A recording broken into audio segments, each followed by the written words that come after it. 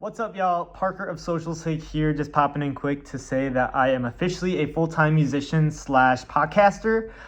So if you enjoy all the content that I put out, it would mean the world if you subscribe to my Patreon, which is in the link below. Basically, it's $5 a month starting at, and you can go there to check out the tiers, and you can see what it all helps me out with financially. If not, thank you so much for watching the podcast and supporting the project by listening to music, coming to shows, buying merch, all that good stuff. But just wanted to shout that out quick. So thank you guys. Much love. Enjoy the podcast. Bye.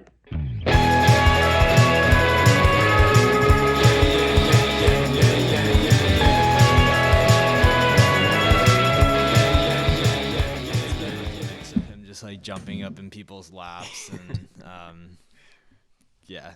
I always feel bad, but I try to warn people now. Yeah, if you want to keep the mic like fist away.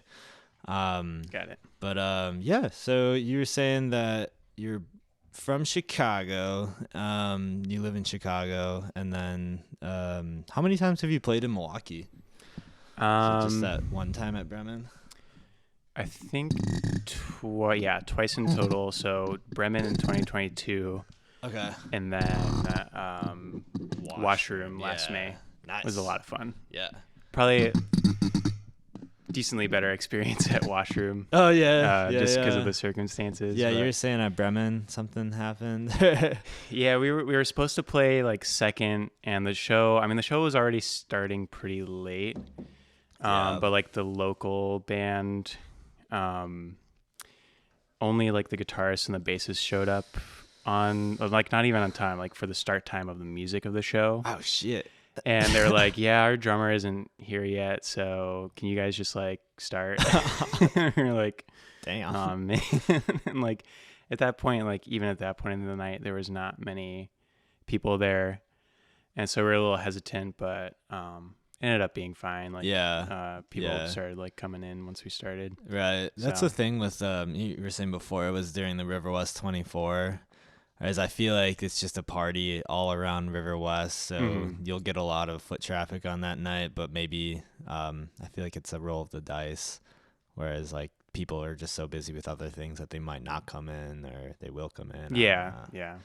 So For sure. yeah, but yeah, Bremen's pretty fun. Diet Light, you know Diet Light guys, right? Yeah. They just played Bremen like 2 weeks ago, and it was kind of a whole thing where because they have a really good draw now in Milwaukee, and they've played Bremen multiple times starting out. And they're kind of gotten to a point where Bremen's a little bit too small for them. So. It's a tiny room. Yeah. Like, you can only comfortably fit maybe 20 people in there. Yeah. Anyway, but I think that's part of the charm of it, is like it's just everyone gets packed in, and the energy kind of gets elevated from that. Oh yeah, totally. So it was just like so Chapped Lips and Shuby were on that bill too.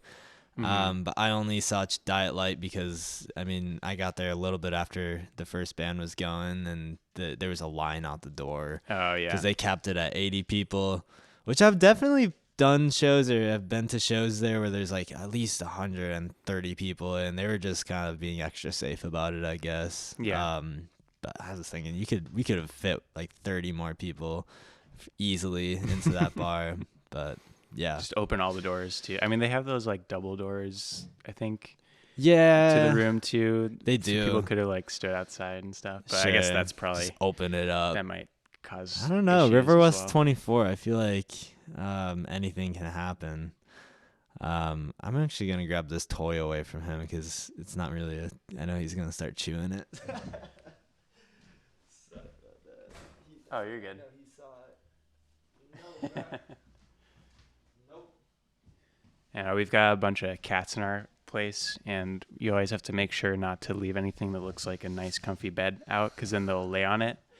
And then depending on, like, usually they're pretty good at, going in their litter boxes, but sometimes you pick it up and it's like, oh, they'll take a dump on piss. it. Oh yeah, dude, cat piss smells bad. It's really bad. It has such a distinct smell. How many cats do you have? We have 3. Okay.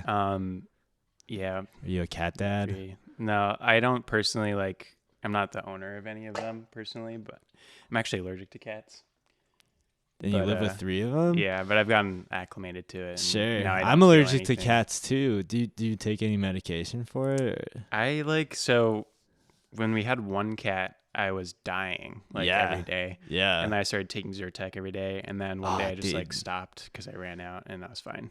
Interesting. So just I think your body got used to it. Yeah, pretty much. Yeah. So if I take the cat and I just rub it in my face, obviously, Yeah, I'm gonna be a little itchy, but for sure. otherwise, I'm fine. Yeah, it really depends on the cat for me. I feel like there's some cats that my friends have where I enter their house and immediately I just feel like it's like my allergies flaring up. Yeah. And then other cats, well, I think long hair cats, it really depends on the breed apparently, but I'll be fine. It's just kind of interesting. But kind of like what you were saying though, we were cat sitting, me and Sheila were cat sitting our friend's cat in Lisbon while they were out of town. So we were just staying at their place, and so she had 2 cats. Lisbon. Yeah, in Portugal. Okay. We were doing a trip and got to Nice. stay at her apartment. Shout out Molly for letting us stay. But yeah, stayed there for a week, and they have she has 2 little or 1 big cat and 1 kitten. And first day we got there, I'm just like, oh shit, this might be rough. But by day 3, I was kind of chilling. Yeah, just getting the body used to it. Yeah, you just get you gotta eat kinda it. used to it. You gotta eat it. Yeah. But any other pets that you have? That's it. Just the the 3 cats. cats? I think it'd be. I mean, they're even kind of skittish of each other. 2 of them were feral cats, and then the What other does one's feral mean? Just they used to be out in the city, outdoor cat. and they were rescued basically. Okay. So those 2 are kind of skittish, although they're getting more and more comfortable every day. We've had them for over a year now, I think, and they're just now starting to come up to us or come up to me. Okay. They've always been pretty comfortable with the person who takes care of them, but Right. Cats are little assholes like that. yeah, they take time. They're not like dogs where they just immediately love everybody. I mean, They're just kind of it's really fulfilling to earn their respect. right. And they eventually come up to you and you're like I earned that. Sure, right. I feel like being allergic, I just naturally don't pay cats any attention. Oh, yeah. But that's always when For me, it's so tragic. I'm I want to love yeah. you. I think I just made a choice when I knew I was allergic. I can't like cats. I just can't give them the time of day. Yeah. But because of that, I feel that so many times cats have come up to me and just rubbing themselves against me, Yeah, they wanting almost my like attention. the people that don't want Exactly. Yeah. They want it. Yeah, there's a stand-up bit that I recently saw. I forgot who said it, but it was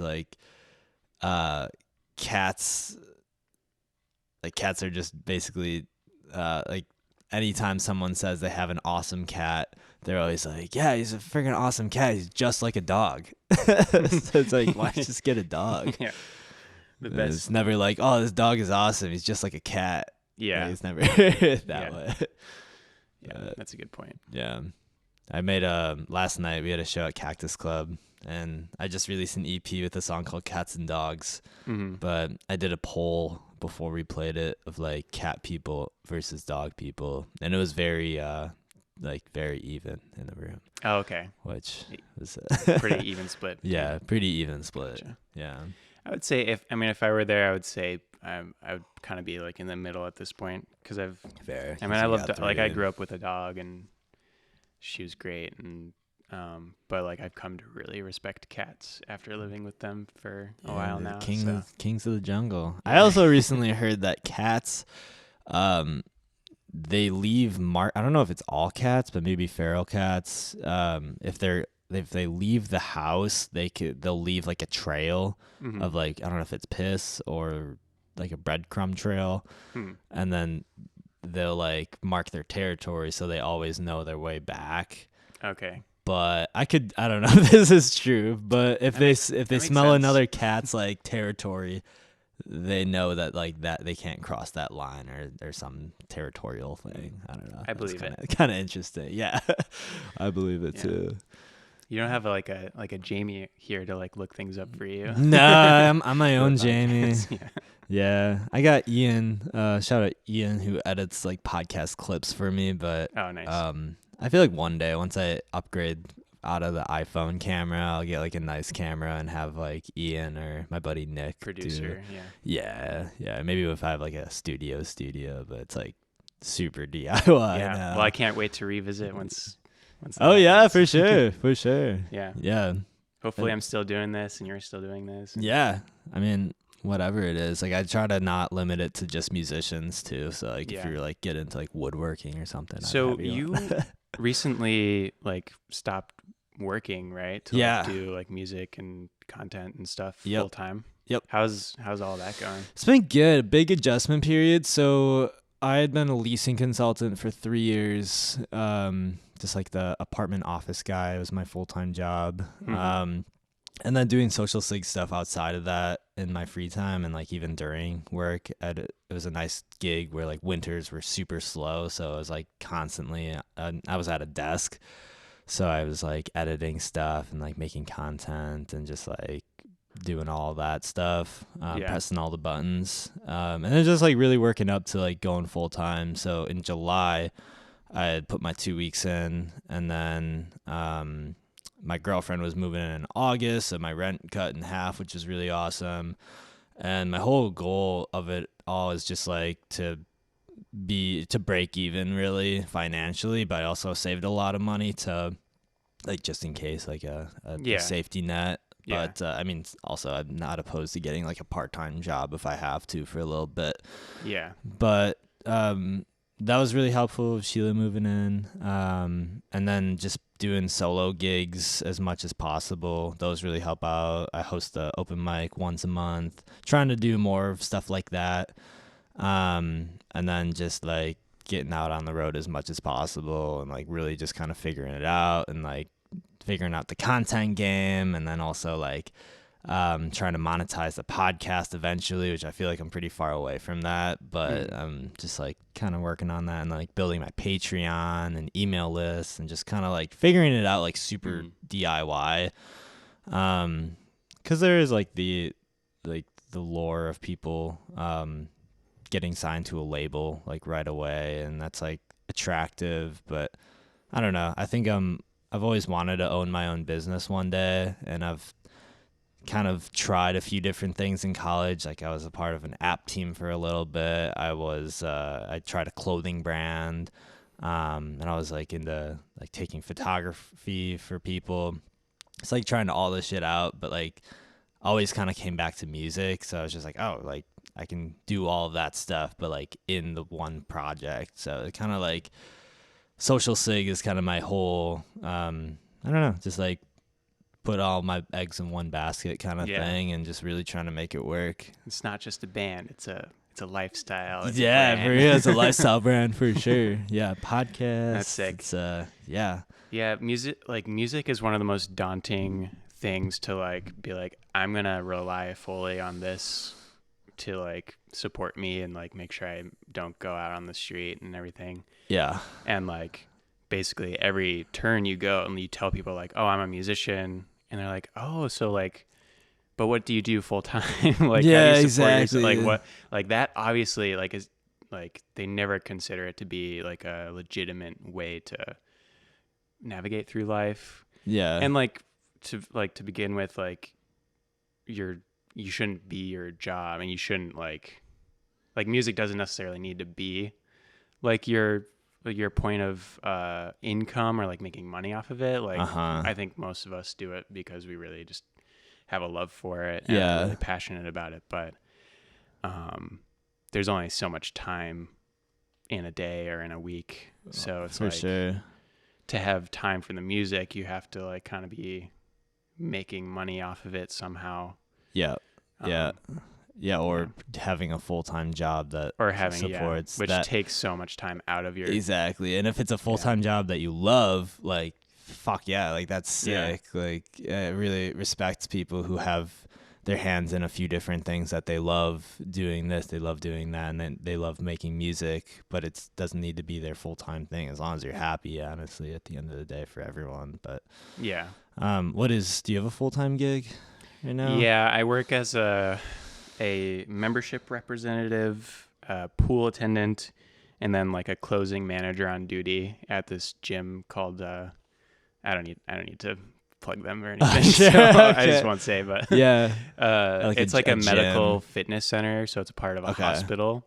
Okay. And I used to work at the hospital too, and right, I mean, working at the gym is fine, but it's just like I'm just wasting my time here, you know. Does Like, that I do a don't lot wanna of be like here. physical therapy being attached to a hospital or medical? We have a couple different like facets. There is a physical therapy department, but they're like their own organization basically. Then there's a cardiac rehab area on the second floor, and then we provide memberships for people who just want to use a gym.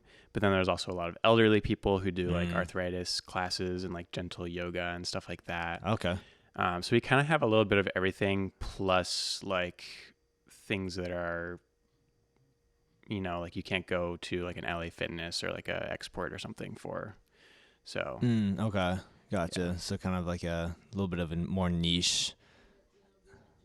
That's funny. yeah, This wall is so thin.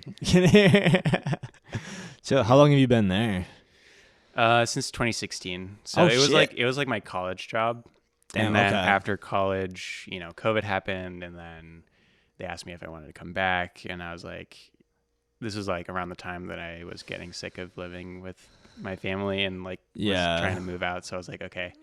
And then I started picking up hours, and then I've just been there. I've applied to like Moving a million out. jobs. And, Yeah. you What know. would your dream job be? I mean, would you want to do music full time and touring and being on the road and Yeah, it's kind of hard, like, because I did photography too for a while, and like I was super passionate about it. Like my senior thesis was like a photo project with like composites and stuff, and but then I started doing it more professionally and like getting paid to do it, and like did some weddings and stuff. And as soon as I got paid for doing it and it became a job, like I lost interest in it. Basically, Interesting, full yeah. stop. Well, not full stop. I mean, I still love taking photos. Yeah.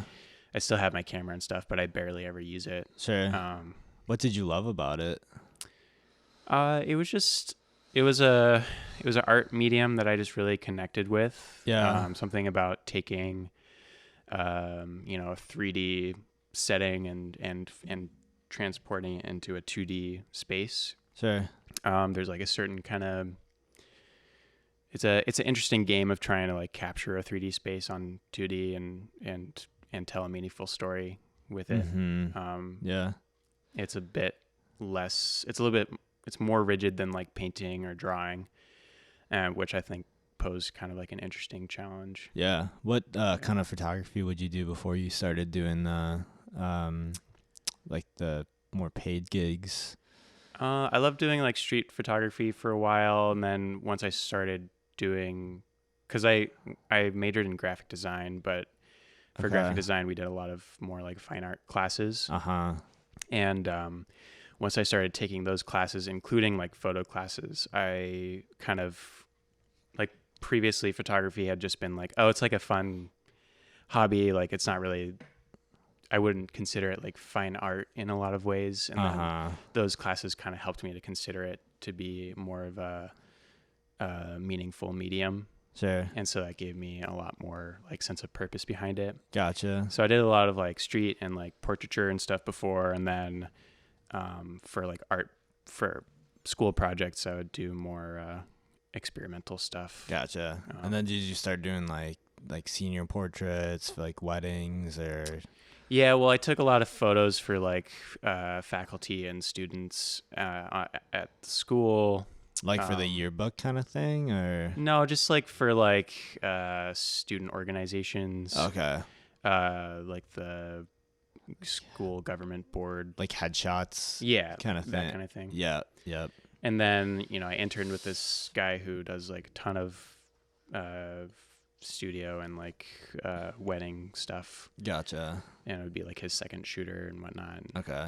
Yeah. So you don't do that anymore, really? Not really, unless he calls me and like, because it pays really well. So like sure, I'll always right. like drop whatever I'm doing, to Pick up a hop on gig. that. But otherwise, What kind of camera do you shoot with?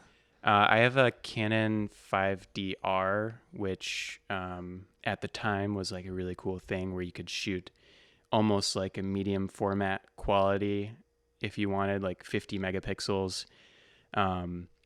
But I don't know what any of that yeah. just meant. So like like a 35 millimeter film camera would be.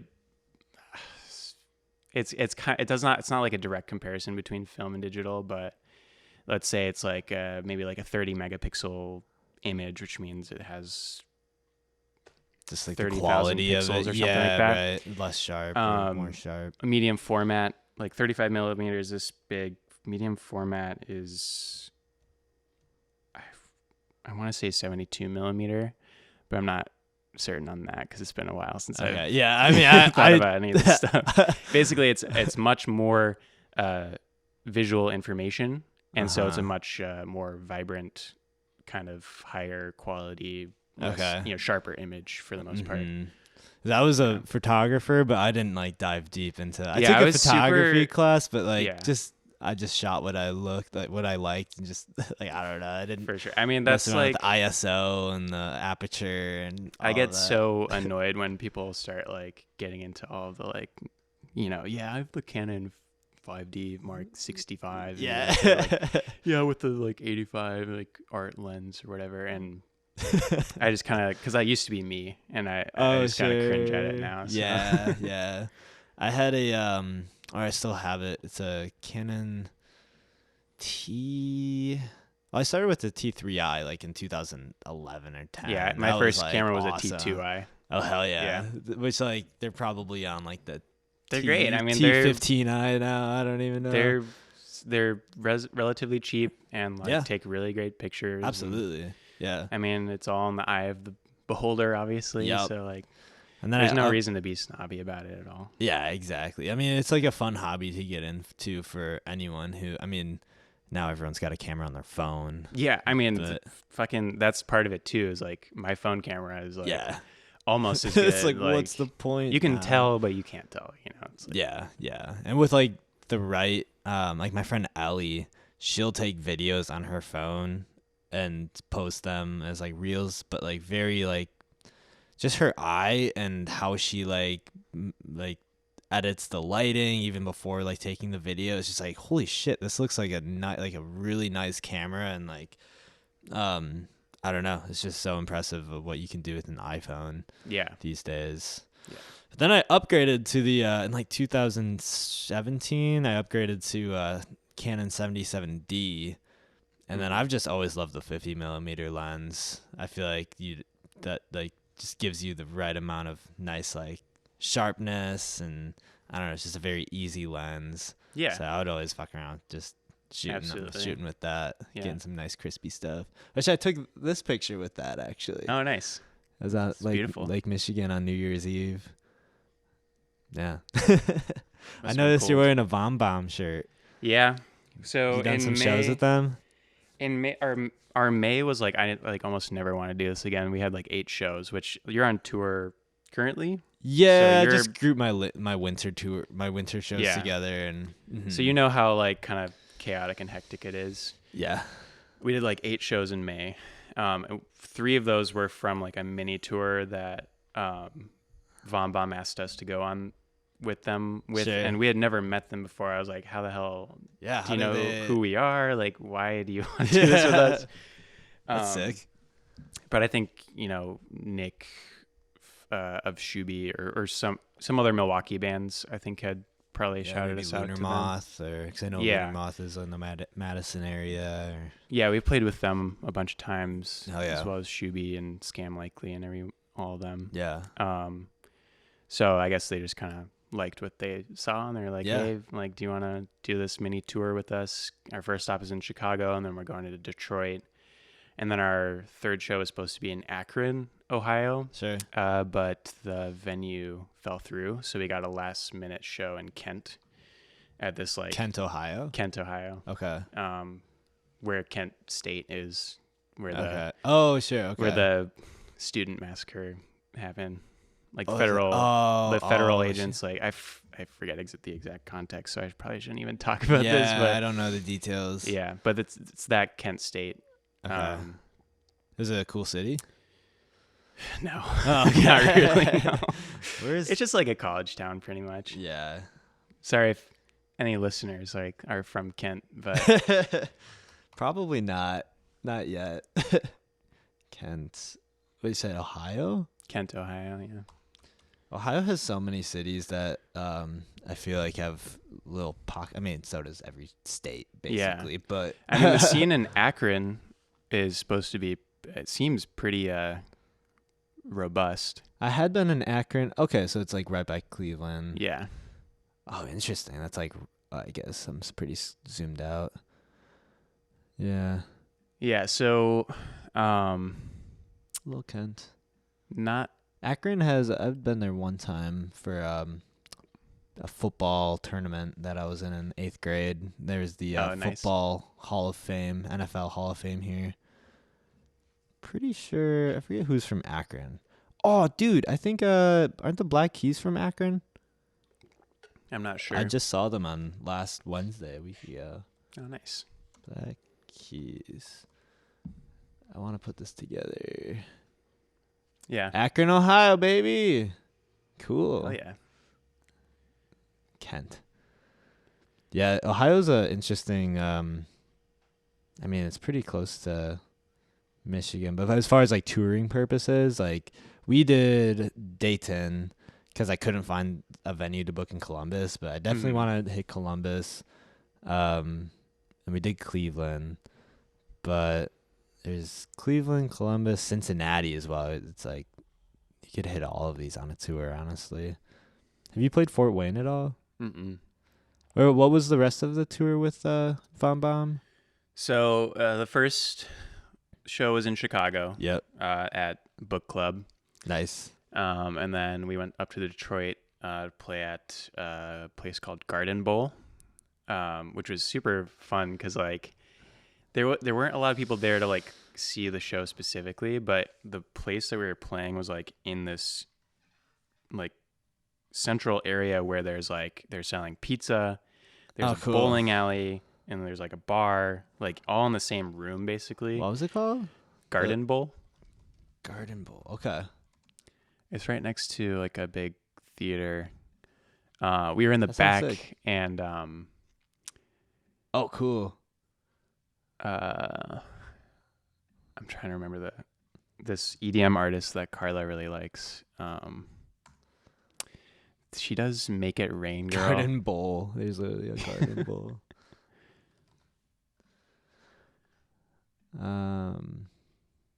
They were playing the same night. Yeah, I mean it's this place, but it was like kind of like behind the. Okay. Yeah. But it was during this. Yeah, it was during the summer, so it was like Cool. warm. They had all the windows open too, so there were like people outside, like eating, just kind of like Yeah, leaning just over the hanging out. window, like watching. And Hell yeah. yeah, Cool. that's almost better than a bunch of people coming to your show, because then it's a bunch of people that like wouldn't necessarily come to hear you, Right. but Kinda getting they some new just fans, happen to new be people. there and Yeah. see Seeing what like, you're all oh, about. there's Probably live see music. this type of music for the first time, maybe. Yeah, for sure. That's pretty downtown Detroit. I don't really know. So apparently Detroit, So in terms interesting. of like physical size, is huge. Like it's bigger than Chicago. Really? But they're Drop. or I mean, I don't want to say that and be wrong, but but I'm pretty sure that's the case. It's just their population is a lot Oh, that's lower. like a cool area. Yeah. Yeah. Yeah, it was like a pretty centralized area, but they like Detroit So that's itself pretty is- nice, honestly. I've seen. Yeah. Yeah. Well, I know like public perception of Detroit is like Oh my god. dude. absolute wasteland, but Right. it seems pretty cool to me. Yeah, I'm sure there's like nice pockets, but for the most part, Detroit is just known for the auto industry just pulling out Yeah. and just kind of leaving it, I guess, taking all the jobs that everyone had, and then they just yeah. But yeah, we'd love to go there again. It was a lot Cool. of fun. And then so you went to Detroit, and then where after Detroit it was Kent, Ohio. Yep. It was supposed it was supposed to be Akron, but we went to Kent. And like there we were like kind of in the back of the bar, and a bunch of people were coming in to like get drinks at this bar and stuff, and like at a certain point, like I went on the microphone during our set and I was like, "Hey, like everybody over there, like come over here, like come closer."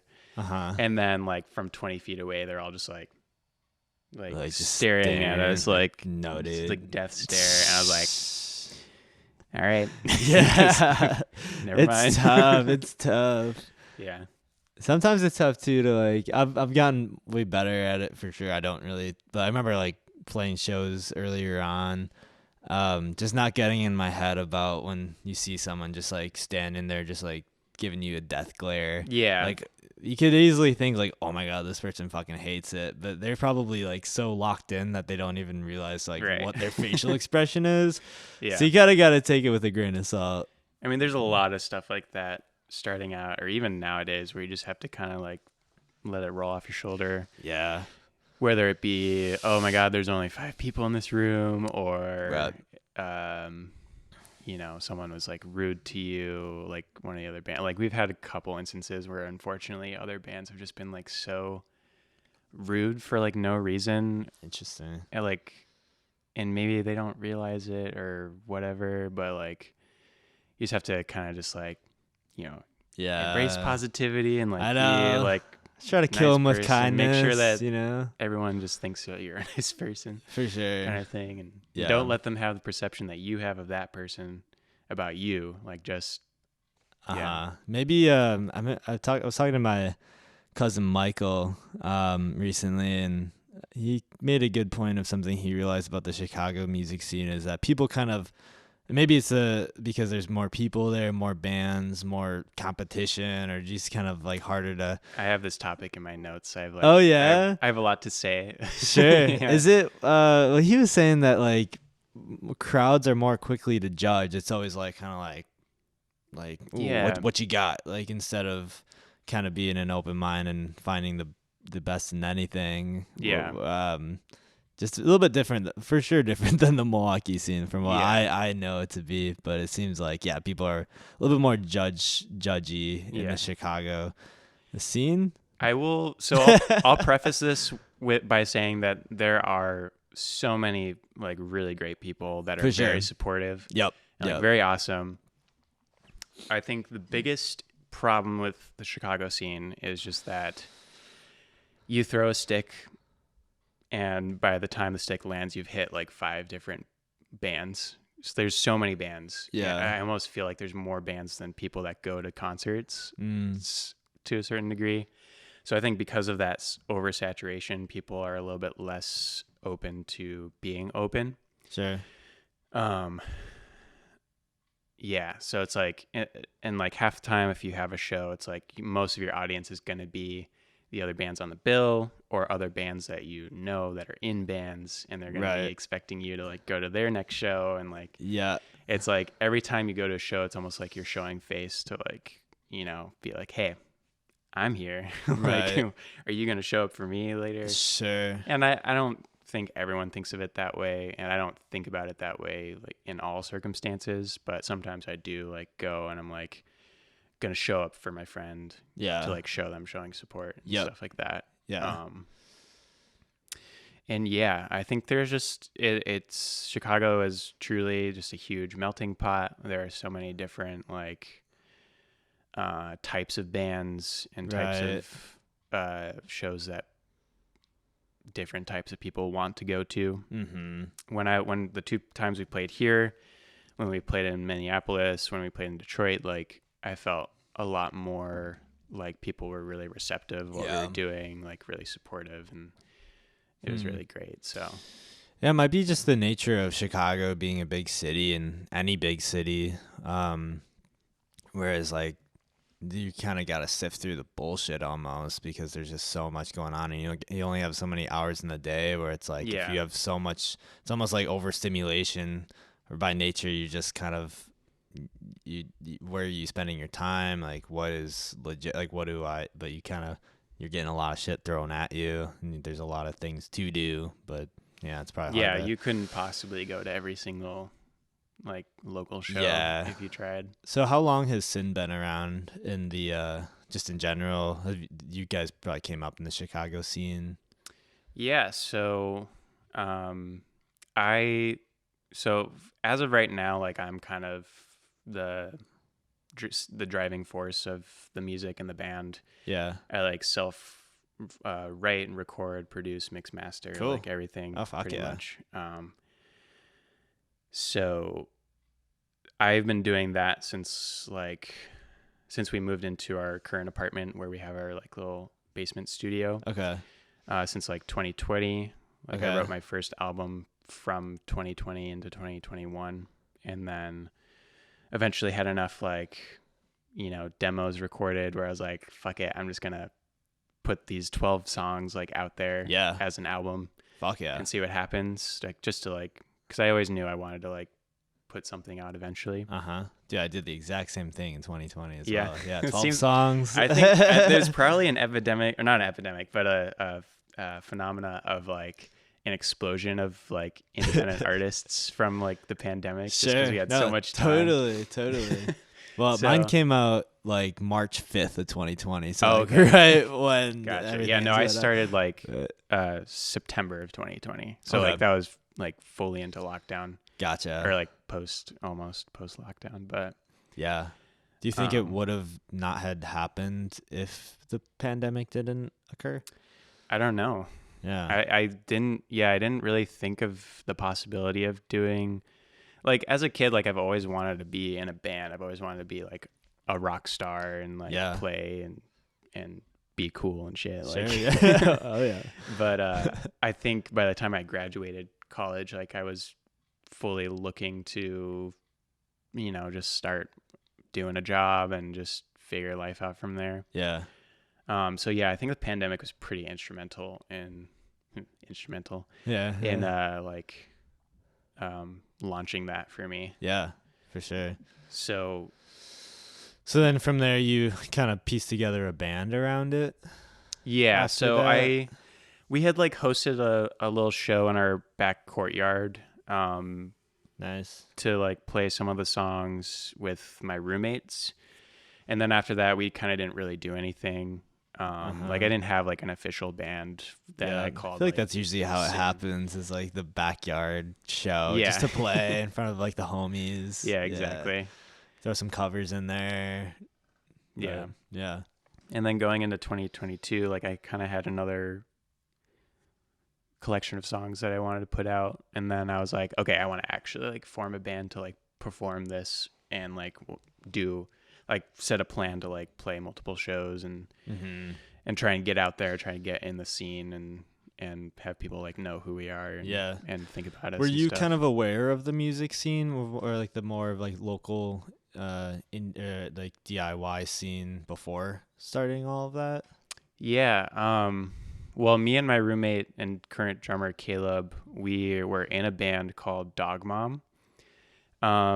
Prior to all this, I think we were in the band from like 2018 to 2019 or something like that. Gotcha. And we had played a couple DIY shows here and there. Some of them were like total blasts, like ton of people there and everything. And I like the name Dog Mom. It's very indie. Yeah.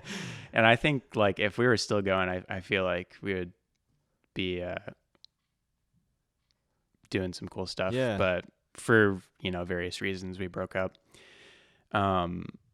So we had kind of been aware of, local bands, and a lot of those bands are now like not a thing, but we had been aware of the scene, and I had still been going to like local shows and stuff for a while. Yeah. And like some people we went to college with, our guitarist actually, Brian, was/is in a band called Lida, who they all went to North Park with me and Caleb.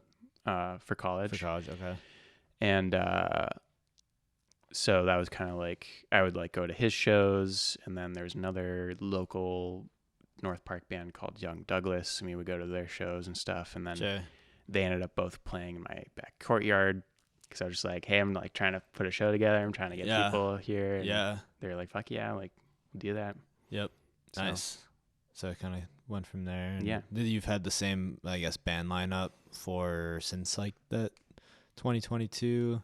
Yeah. to So, my roommate Forrest was playing bass for a while, but now we've got Joe, Okay. who was Brian's friend growing up on bass. So Joe's on bass. We got Brian guitar, Caleb's on drums, and then I Okay. do guitar and vocals.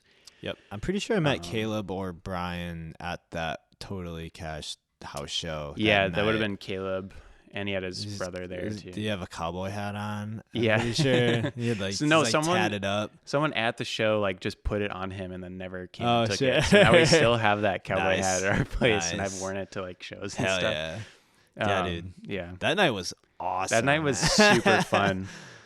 Shout out to what was it, North Warren, North Warren and Totally Cash, Totally Cash, Social Sig, and Was there there you go by a different name now. The band that opened. Oh fuck. Backrooms? It was Backrooms, but now I think they changed their name to something else. I can't Yeah, remember. yeah. Sorry, They were all. I Backrooms. mean, they were all really good. Yeah. That the was bass packed in player there. of the first band really caught my Yeah. they were locked in. They were cool. Yeah, that fucking apartment, man. Just like second floor of an apartment building in Chicago. That was our first house show in Chicago that we played, and House shows are the best, man. absolutely. I mean, nuts, venues dude. are fun. Like, it's great to have good sound and everything, but the energy is always the best, like in someone's living room or Yeah. basement or something. Oh yeah. That was fucking bonkers. Yeah.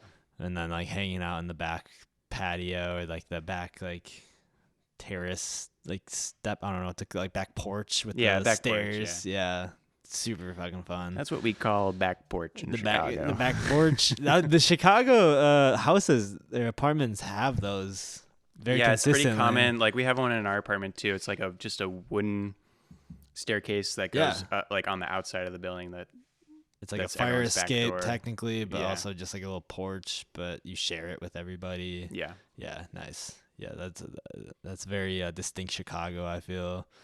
yeah. I guess I never thought about that, but yeah, I I was I thinking don't that see for that some anywhere reason. else. I don't Yeah. think. Milwaukee has a few that you'll see, but like not like Chicago. I feel like it's Yeah. very common in We Chicago. have pretty distinct, like, most families will live in like a bungalow, which is really narrow. just kind of like a square house, basically. With I don't know how to describe it Yeah, I in feel like- correct terms, but There's like a Windy City reality TV show about like housing that I remember watching at work once. What's a bungalow? Bungalow house. Oh, so like what? go to images. That looks like a very normal style house. Mm, I'm thinking like the Chicago. yeah, put Chicago. Oh, Chicago bungalow.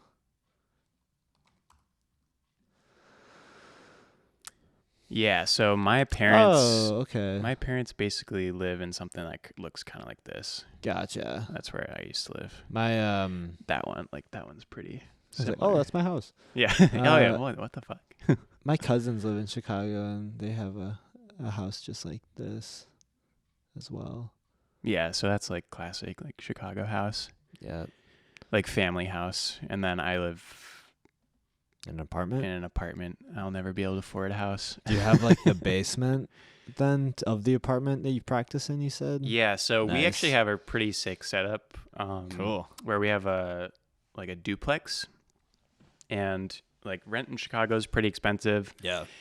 But we have like 4 guys that split like $2,500 a month, so we each pay about $650. Not bad. And we each get our own bedroom. Like, no one has to share. Yeah, no one that's has to really live in the nice. living room or anything like that. Yeah.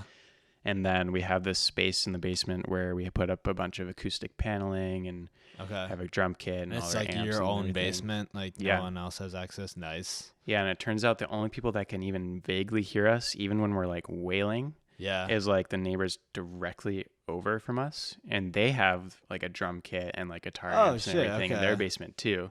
Yeah. And when they're playing, like you can just barely hear it. It's So sick. we have like a really rare situation, because like most places in Chicago, like dude, if you even if a landlord sees you with like a hi-hat sticking out of your backpack, they're gonna be like, you can't have that here. And like you have to put that in the closet, because right. Yeah. Just noise complaints and everything. Yeah. I've heard practice spaces in Chicago are super expensive too. It's like paying 2 rents basically. It depends. So like a lot of Unless you bands, split it. a lot of bands split the space, because obviously you're not going to use it Mhm. 24/7. So Yep. you might pay an extra $200 a month or something. But Sure. we've never had to do Do that. your thankfully. roommates play music too then? Are they in your band or?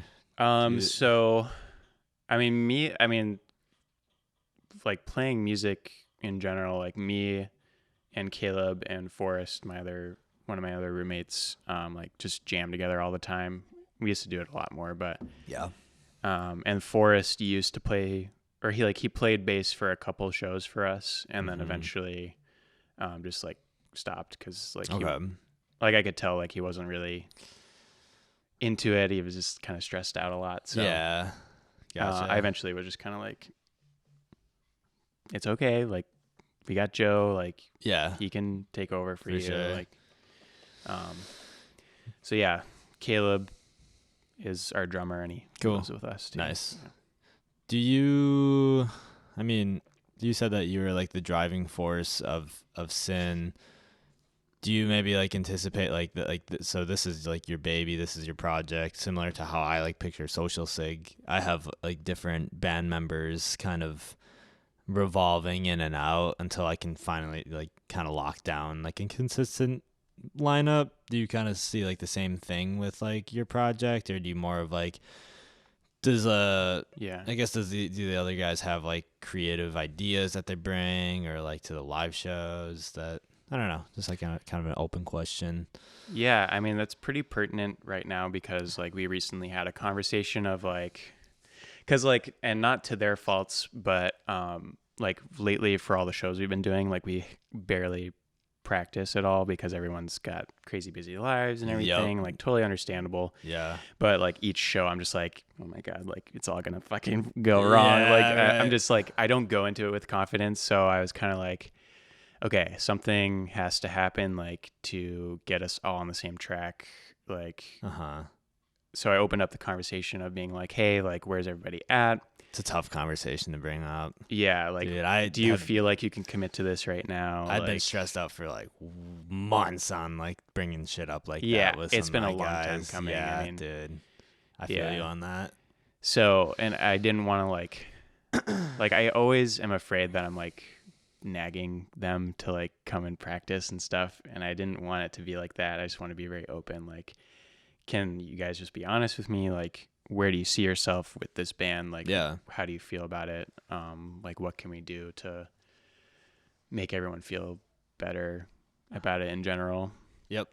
And because if it's not fun for everyone else, then it's like, I don't know, like I've gotten in my head about like I want this to be fun for everybody, and it's like I don't want it to be like work or like a pain for anyone else. So yeah. Sorry, what were you saying? No, I was just gonna say, like, I won't, specify who said what, but like, because I don't want to put anybody on the spot. But they were kind of like, like we've been having fun playing your music and everything, but like, I would probably be more invested if I had more of a creative say in what we're doing, and like not just be playing like music that I had no part in creating. And I was like, yeah, totally understandable. Granted, like I've been pushing to try and get us to get together to like write music together. And I think it's just been like a crazy year for everybody. So it's not necessarily anyone's fault. Like, but I was kind of like, well, like that's what I wanted to do, but I wasn't going to like wait around for you guys. Like, I have all this shit that I like, all these ideas that I want to get out. So I'm just going to, I'm going to write this album. I'm going to keep doing what I've been doing and record everything. But I think I was like stressing them out, being like, we have these 8 new songs that we've barely practiced. Like we have to get together and, Right. and do it. And I think like a couple months of me like constantly texting them, like trying to get us together to practice probably burnt them out a little bit, and that's totally understandable. Yeah, and it's tough to be that guy, to be like kind of the boss in a way. And Yeah. it's like literally running a business of like, they're not necessarily employees, but you got to work around schedules and make sure everyone's on the same page. It's a lot of folders that you got to keep in your head for sure. Yeah. But yeah, it's like such a tricky thing to navigate with the whole creative control of like the band dynamics of like Yeah. like like everyone's involvement and like what's cool with everybody. And like you were saying before, like life is just like super crazy, especially in the past few years. So, and like we're all kind of getting to that age where it's like, do you want to settle down and have a family and like get married? Like, is that like your route? Yeah. Or do you see yourself like on Yeah. the road and getting like dirty, sleeping on like floors? Like, where are we at? So yeah, easier said than done of like having those tough conversations. But ultimately, like you kind of just got to do what you got to do for sure. Yeah. That's kind of how I picture it too. Like no one else is going to write these songs and record them. Like if you're the driving force. And also I found a lot of benefit in that, as far as like being confident in your own music and your recording and your artistry, and kind of not relying on anyone else, where there's a lot of freedom in that too. And then also like feeling confident in playing with different band members and kind of working around schedules. So that's been like a really good thing with my project. Like I've been able to do so many more shows because I have like 2 people that know my songs on drums, a few people who know my songs on bass, and kind of like know the set, which is really nice. And my songs aren't like hard, or they're pretty simple for the most part, but usually just get like 1 or 2 practices in and rip the show. So That's something that people have complained about to me, and I don't realize this. Like, I think my songs are simple too, but apparently they're like really hard to learn. Oh, sure. Just because they have a bunch of different sections and stuff. Sure. And yeah, from what you're talking about of like owning up to your craft and like owning up to being the person who like makes everything, like Carla, my girlfriend, has been telling me this, like, because I keep complaining. I keep being like, I don't want to do this. Like, I don't want to like be the responsible for everything, because it's so much weight on your shoulders. Yeah, it's a lot of fucking weight. But like simultaneously, I'm starting to embrace being kind of like the focal point of the project, like being the author of the project, while also wanting to at least try getting into a much more collaborative experience with my bandmates, just kind of seeing where it goes. Like I can do both. I can continue writing on my own, and then I can also like devote like an album to like collaborating. Like we're really small. Like there's no legacy behind us yet. Like we can experiment, we can like see where things go. Yeah. Or even if it's like an album where like it's a mixture of like your songs, and then also like the other guys have like things for too. sure. And that's kind of how like my last album Cheesehead is a lot of some of the songs were like just fully me with like the drum loops and literally everything, but then other songs we went into a studio and recorded the drums, and then the like guys did the bass and the guitar and did it like that. But I just released an EP, and pretty much the whole thing, other than the last song, Wonder, and it was just me working with my buddy who's a sound engineer, and fucking love how it turned out. And I guess that's kind of how I operate. Is I'm really picky with like what I like, and I guess that's just the artist in me, and I'm kind of accepting that that's a good thing. It doesn't have to be like, I sometimes feel like I'm shunning other people out from like being more involved, but I don't know. It's just kind of figuring that out. And it's a lot of wearing different hats for sure. Being like, are you kind of like booking shows, all the managing, all that? I do pretty much everything. Yeah. Like it was like I was telling Carla like I was really proud of her for like setting this up, because Yeah, I was yeah. like, I didn't ask you to do that. Like For sure. I've talked about like wanting to try and do this podcast before, but For sure. she like went and did it, and she wants to be like the band manager eventually. Yeah. Once she has time for that. Yeah. But for right now, yeah, I do social media. I do all the booking. I do like networking, like, you know, going to shows and like talking to people. Yeah. Yeah. All the writing, recording. I've had Caleb drum on a couple tracks, but for the most part, like I perform all the instruments too. Cool. You record in your Um, basement? Yeah, Nice. It's a nice setup. everything in the basement. So and that's the thing is like over the years, like I keep getting incrementally better at recording and like mixing and mastering and stuff. Mm-hmm. And then I look back and I'm like, shoot, I should have like saved some of these really good songs for Sure. when I can make it sound a lot better. Sure. But maybe Yeah. one day I'll like take down the first album and then just like Remix it. remaster some of them. Yeah. Like completely re-record probably. Yeah. But like the same songs, just For make sure. them higher quality. Right. Something that's helped me out with like, cause my first 2 projects, albums were, I basically did everything as far as recording, writing, mixing, mastering. And I don't know how the fuck to master or mix like properly. I would just like, I used the GarageBand for those projects and really just fucked around until like it just sounded good in my ears, which brought it like a nice DIY grit to it. And I loved it. I really loved that part of it, but now kind of getting more busy with like doing shows, because the first 2 was like, I was in college for the first album, so I had a bunch of time, and then COVID happened. So the second one was like my COVID baby, but I don't know, just like kind of finding a balance with like your time and, recording and stuff. A big like weight off my shoulders for this last project. I mentioned my buddy Jake is the sound engineer. Shout out Jake Beanboy Henbest. Shout out Jake. Yeah, shout out Jake. He basically, I worked with him and I was able to just record like guitar, bass, and then did vocals and like sat behind him and just pointing at the screen, and he just mixed it like beautifully. Whereas I didn't have to worry about like spending so much time like fucking around and just like kind of, I guess, handing that off to him was like really awesome and eye-opening, which I want to be more open to like handing things to other people.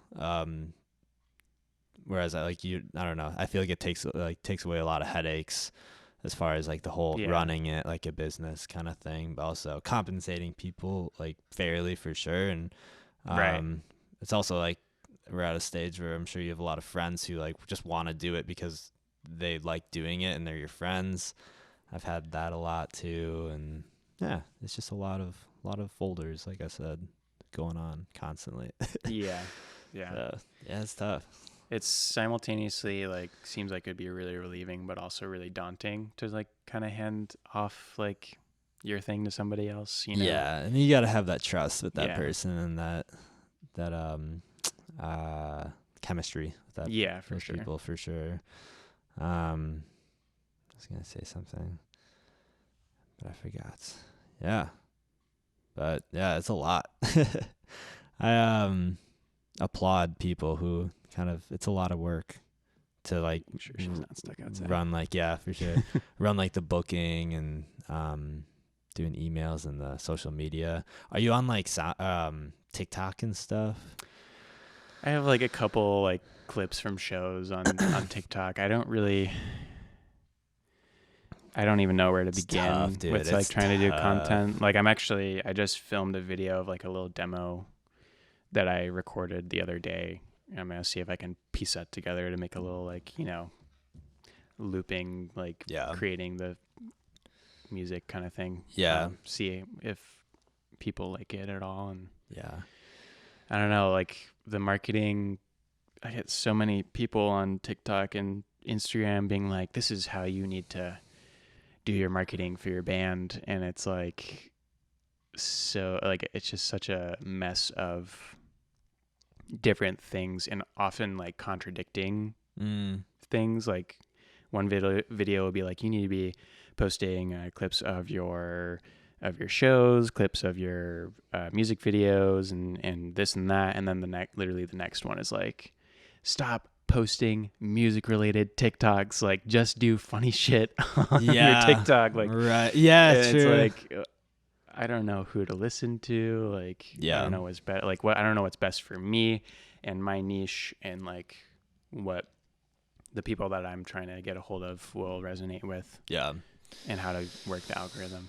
I think you just gotta figure it out for yourself, like just try. I think posting anything is better than posting nothing, for sure. Yeah. But also getting out of your comfort zone, but then also like you don't want to get like buried into like a weird trend where you're doing something that you like hate, that's like weird, but like a bunch of people love watching it. You're stuck doing mashups for the rest of your TikTok career. For real.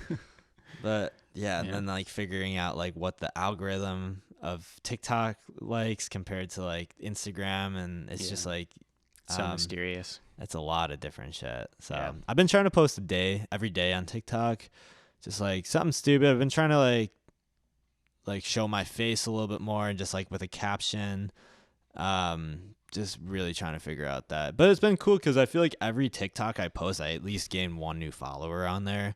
And like that's great, maybe they'll listen to, because I link my music in it, in like the videos, and then like maybe they'll go to Spotify and like listen to it. Maybe they'll like follow me on Instagram, and maybe they'll come to a show and buy some merch and like join my email sign up list ultimately to become like, it's but basically just like kind of converting, like the algorithms are basically like you're casting a net, and like you're just trying to like funnel these people in, trying to realize who you can. And I don't think about this like always. I feel like this is a very meticulous way of like looking at it, but it is what it is. But also finding a way to like what you said, like networking like at shows is like sounds very businessy, but also it's, I think for me, I really just try to focus on like just being present and like being there and like having genuine conversations with people, but then that is networking at the same time. I'm just like showing up and being like, hey man, like we know each other, like we've played a show together before, or we should play a show together, like just kind of like being there. Like I all the time I'm like putting together a bill, and I'm like, I have no idea who I want to be on this bill with us. And then I remember like, oh, I ran into so and so recently, and we talked about playing together. Yeah. Like, we'll just get that person in their band in, and kind of being an opportunity. Networking loosely, like hangout networking. It's all about the good hang-working. Hang-working. Coining that term now. Hang-working. Hang work. Yeah. Well, when you're hanging out, it's not really work for sure. It's just like finding those people that you vibe with the best, I think. And just finding just having fun, honestly, and just following it. But funneling like the whole TikTok, and it's just a thing to figure out for yourself for a lot of independent artists, for sure. There's no guidebook, which is cool, but like, there's no what? Guidebook. No, for it, like no blueprint. Yeah. It's another really one of those really vulnerable things where it's like, that you're going to look so stupid sometimes, and other bands that see your shit are going to be like, oh my God, this is stupid. You fucking sell out. And not even sell out, but just being like, putting yourself out there in a way that's like not cool, you know, like own it. Doing a TikTok trend or something. It's like, it's tough to put yourself out there like that. I mean, as it is with anything. Yeah. I think with like, especially in the Milwaukee scene, I really look up to like the Diet Light guys. Like we've been around together, and like their marketing is so their goofy content is so fucking hilarious, and they just rip, and they're like, that's how they are in person. Yeah. So I try to. You can find a way to make it your own and make it not like seem disingenuous, and that's ultimately what matters. Yeah, I've been trying to do like editing up clips for like shows of like putting some humor in there, and like I enjoy video editing a lot, so just having fun with it and just like figuring out what you like, I think is important. Yeah, I mean, I love you've been doing these like tour recap videos, and it's like as a musician who wants to like tour more, like it's a really nice, insightful like video to see, like, oh, what does it look like to do that? And and kind of the day to day. Yeah.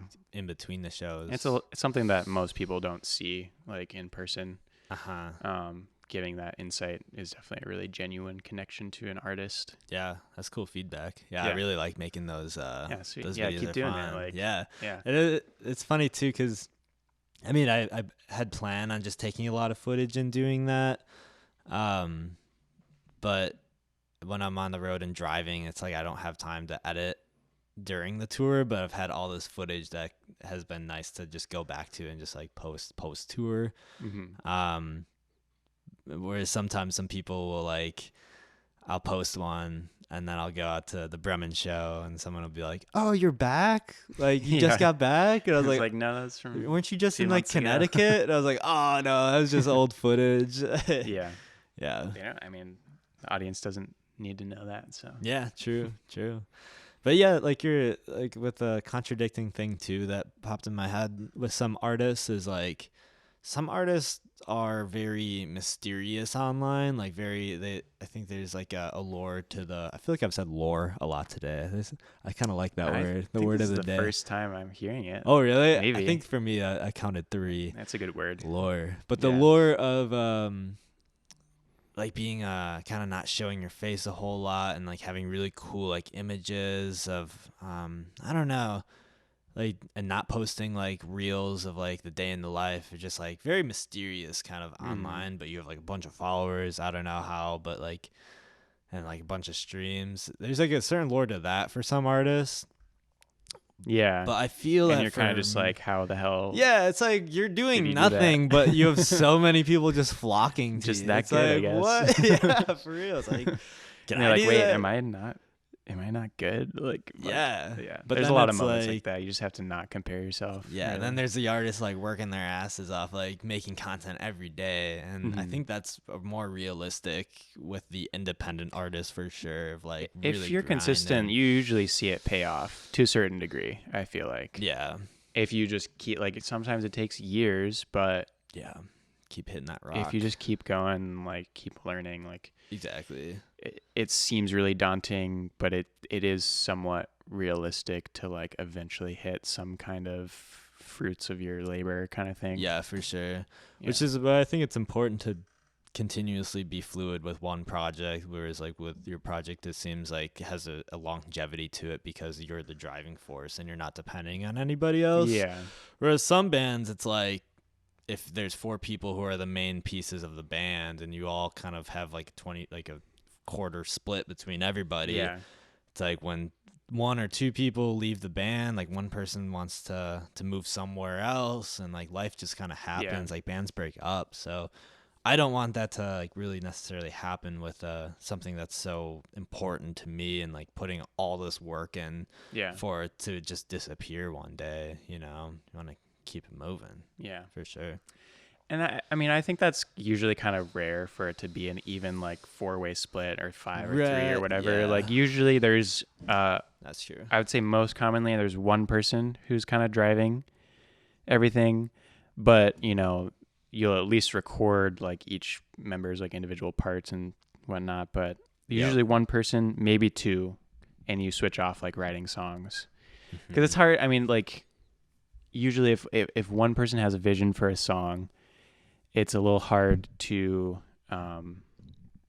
like have another sort of influence like come in and try and make that song into something else, and it like could completely go against the vision of the original person's. Right. So I feel like it's either, you know, people taking turns writing their own songs and everyone follows along, or just one person kind of doing everything. True. So yeah, I mean, I'm pretty kind of like, if for whatever reason, like I feel like my bandmates have a trajectory where their careers are going to eventually, like, you know, give them a good living and they'll be able to settle down and make families and stuff. Right now, I mean, hopefully I get there one day, but like I'm pretty much like music's the only thing that I've got going on right now. Yeah. So like I'm pretty confident that I'm just going to keep this going until I run myself into the ground, Totally. or if it or if it takes off. I don't know. Yeah, exactly. And we're at, how old are you? 25. Okay, I'm 25 as Yeah. well. Whereas I feel like I'm completely okay with settling down when I'm like 35, 40. Like I'm in no rush for that kind of thing. It's like people around our age are like already married with like 2 kids. Yeah. And it's like, whoa. My parents had me when they were 21 and 22. Holy shit. And when I turned 21, I was like, no fucking way. And I'm still right. I'm 25 now, and I'm still you like, imagine? no fucking way, dude. Yeah. Like, I can't handle that. Different world though. And Different world. no shame to the definitely. people that do too. It's definitely I can't imagine how fulfilling it would be to have a human baby. I mean, I just got crab cake and it's been like how Oh, cute it's so he cute, is. everything. His eyes like barely open. But yeah, it's just a different path for sure. Yeah. But yeah. Anything else in your notes that you wanted to touch on? Let me take a look. It's a beautiful day. I love when the Yeah. sun comes through the window here.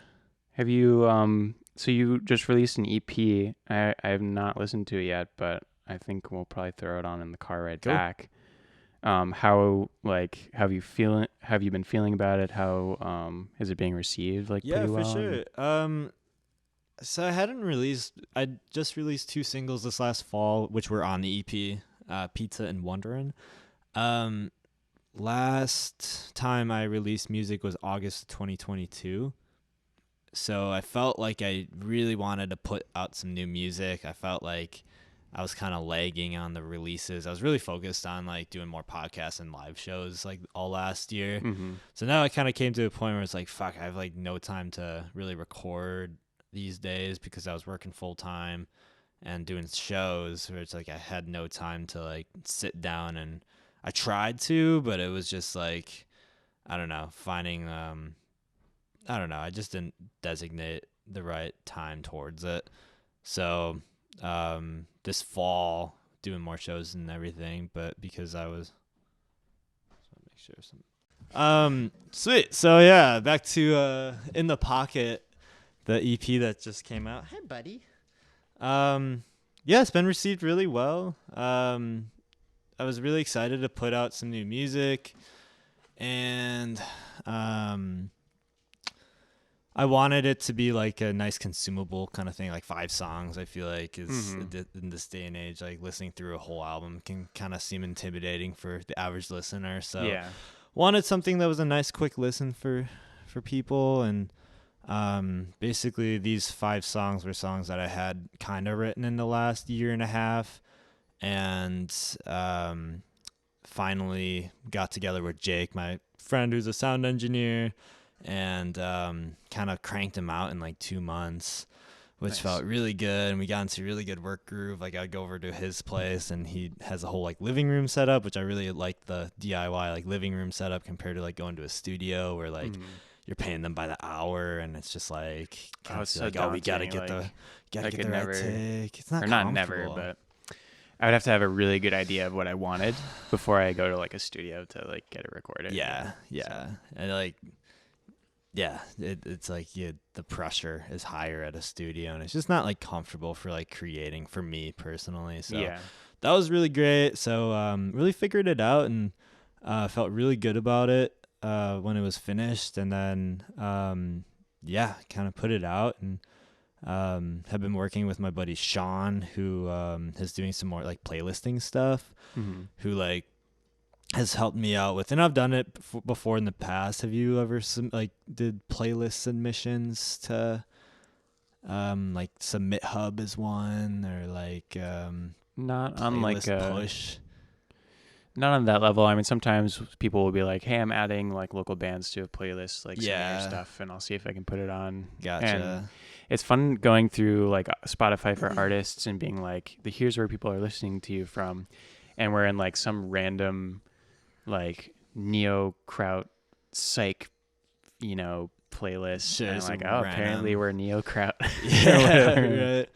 How did Or this one song is, how did you like some like it's so interesting how some people find your music like Mhm. from a random state, and like I think it's, I always feel like it's awesome when it's the Spotify algorithm, because I'm like, okay, like you guys are working with me as an independent artist, whereas I feel a lot of the time as a smaller artist you get overshadowed by like the bigger signed artists who have the power of the labels, who know and kind of gatekeep these bigger playlists. Yeah. So that's for kind of sure. how, like, in my experience of what I've kind of learned is like the new, I guess just with like playlisting is just like a huge part of like how to get like more into like a like niche, like more listeners. Like the editorial playlists are like super tough to get onto. Yeah. But I get that sense. yeah, figuring that out, and really happy with how it's been. The release show was last night, which was freaking awesome. yeah. We were 6 people away from That's neat. selling out, but Oh, nice. I'll just say we sold it out. Yeah. It was No one's gonna fact check you on yeah, that. Tuesday night, You and can cut that out of the podcast. you really fucking if sick. anyone's still Yeah, listening. for real. Fun ass show. And got to play the new songs, and I think they're being received really well. So yeah, freaking Hell yeah. stoked about it. I'm Yeah. preparing to finish an album for like an April release. But even this morning, I was thinking like, damn, that feels like just around the corner in a weird way. Yeah. So I'm thinking maybe pushing it back, but I already have like the release show Yeah. kind of booked. So kind of like, I don't know. That's what happened for our release show recently in October. It was like I knew I had 8 songs that I was going to get to completion, but they were all very far away from being completed. But Okay. I was like, if I want a release show, like I have to start like finding where I can book for this. It was like 4 or 5 months in advance. So I was like, all right, I'm setting the deadline for this album for the date of the release show. Right. So, Right. where was it? It was at Subterranean. Oh yeah, for sure. And you played there before, right? Yep. Yeah, in the downstairs. So I originally was going for Beat Kitchen, but Yeah. the booker, Bridget from OK Cool, Yep. and Nora Marks, and I think just those two bands. But And Coleco Loco for like a hot sec. Oh, Or, okay. like over the fall, I think she was just filling in on drums for a little gotcha. bit. Calico Loco. I Yeah. love those guys. Yeah, they're great. Yeah. Yeah, so she does booking for Beat Kitchen and Sub T, and I think like X-Ray Arcade and stuff like that. Yeah. Kickstand Productions, where she works. She was like, yeah, I can put you at Beat Kitchen, but we could also do Subterranean. And I was thinking like, okay, I don't think we're going to get more than 100 people. It's like 100-person cap for Sub T, like downstairs. And it'd be really cool if we got like a sold out show like under our belt, which unfortunately we didn't end up doing, but it was pretty packed in there, and I was really happy with it. Yeah. Got a lot of people out. Like, Sick. I think that room was fine for us because Yeah. in terms of the other thing like about Chicago is like, Hey. that's okay. The other thing about Chicago is like even some of the most popular bands, like they'll play a weekend show and only get like 20, 30 people in the room. It's just And it's like, it's just so hit or miss whether or not people are going to show up, because sometimes there'll be 10 other shows going on that night. Sometimes it's just too cold or too rainy or something. Like people are a lot less willing to go out of their way. Like it has to be really convenient, even for our friends and stuff. It's like, it has to be really convenient for them to like show up. So, right. What do you think is a big drawing factor of, I kind of lost my train of thought, but do you think that, there's a lot of people in Chicago that like follow certain bands because of, more of like who else is going to be there, or just like the bills are really good? But I guess like what you were just saying, it just really depends on the weather, and I mean, kind of similar to Milwaukee for sure. Yeah, a lot of bands will set themselves up for success by getting a lot of, and this is where like it's like understandable, but also like not annoying, but a lot of the same bands will play together like over and over because they know that their names combined with each other will get all of the right people there. Yeah. I would say Chicago has like really big hardcore scene, really big like emo scene. Yeah. And so those bands are always like just kind of, latching onto each other to get like a bunch of people to come. Which, yeah, I mean, that's how you book a venue. Is like if you're going to sell a lot of tickets, you want to give like them a really good bill that people are going to show up for. Yep. Yeah. For sure. Yeah. Getting into the booking world is pretty interesting. And like you obviously want to set yourself up for success as much as you can, because I think shows are for everybody involved is more fun when it's a packed room and people are there to have a good time. So yeah, it's not just out of being like vain. It's like not like I want to be. Oh, I need at least 300 people in the room to like play a show. Like I'm not trying to be a diva or anything. My music sounds the best in a packed room. Yeah, but like to make it worth it for us to all leave work early and like get all of our shit there 3 hours early and like stay for a 4-band. Yeah, some of those 4-band bills can get work the next morning kind of thing. Like it's just it's a lot more worth it when there's a decent amount of people there, like making a fun time. And yeah, for sure. Agreed. Yeah, shit, man. Do you want to wrap this up? Yeah. Getting a little. Yeah, I have to. Hungry. I told my job that I would come for the second half of my shift. Oh, sure. Okay. I appreciate you taking off work for this. No, too, I mean, man. it had to happen sometime. Yeah, so. for real. And I'm glad. Thanks for working with my schedule. And no worries. Yeah, we'll have to do this again for sure sometime. And I know we have a lot of mutual friends, so it's cool to finally like sit down and absolutely. We got to do a show together. Sometime. Yeah, for sure. Yeah, absolutely. Trying to play Chicago more. We're playing Reggie's on Friday. Oh, nice. Nice. Which I'm really fucking stoked about that show. It's with Motel Breakfast and the Deadbolts. Fuck yeah. And I think I heard that there's over 200 pre-sales. Damn, that's awesome. Already. So really fucking stoked on that, Bill. But like I was saying before, like Chicago is just so close. So it's like we should be playing in each other's Yeah, I mean, we love coming up here the 2 times that we have. So. Do you ever do solo sets? I haven't done any so far, but I would.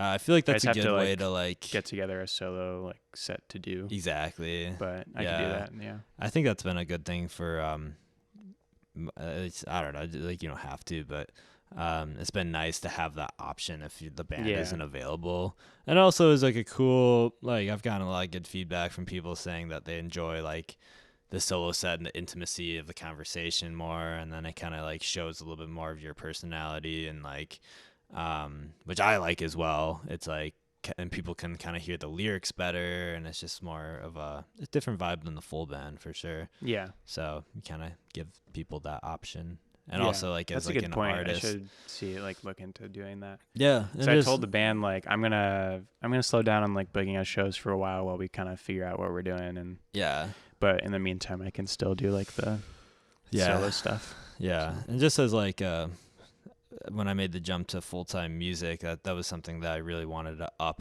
for sure, just financially too. Like the solo gigs really help out with that too, and just keeping the momentum going. I bet. So yeah. Well, anything else you want to plug? Your album just came out in October. Yeah, October 7th, we dropped technically my 3rd album, Wax Figures with Thoughts of Violence. Cool. Yeah, I was listening through half of it this morning. Oh, fuck yeah. Very gritty. Yeah. Super gritty. Yeah, I was trying to get it. I want to take like a gritty. I want to get more gritty. Yeah. More gritty, probably. Yeah. Yeah. Fuck yeah. Yeah. Keep her going. And then also listen to In the Pocket, the new Social thank you. Sig Appreciate EP. it. We're going to listen to it on the car ride back. Fuck yeah. Excited to let me know your thoughts. It's it's fun. I'm excited to keep going with I don't know, just try new shit. Like you were saying, you got a lot of ideas you want to get out there. So yeah, I think it's keep it fresh. I'm at a point at least where I can just throw shit at the wall and see what sticks. Yep. And who cares if something doesn't stick and if something does? Yeah. Well, hey, like as long as like at the end of the day, it's like as long as you're making music that you like, who the hell even cares? Who the hell even cares? Yeah. Yeah. So cool. Well, you're a really sweet dude. I'm really glad that we got to meet. And check out Sin. And hope you guys are back in Milwaukee sooner than later for sure. Absolutely. So all right. Yeah. Gonna wrap this up. Thanks for watching, everybody, and have a good day. Bye-bye. Bye.